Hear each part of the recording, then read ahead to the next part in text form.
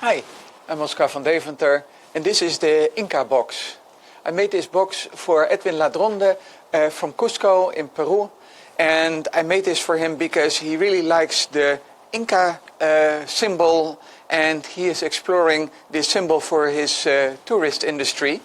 And you have already seen some other puzzles that I've made with this shape, but I thought, well, when we're talking about the tourist industry and we're talking about puzzles, the puzzle should be really simple. It should be accessible, it should be, well, not hard to take apart and also not too hard to put together. So I'm going to show you the solution.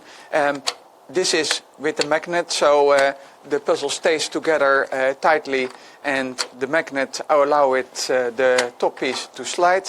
And when you have slid the top piece, then you can take out the first piece, and from there on it's easy. You take out more pieces from the side. We take off the top piece, and here we have show you the Inka Gold. And this is a solid version of the shape that Edwin has been exploring. And as you can see, all the pieces are different.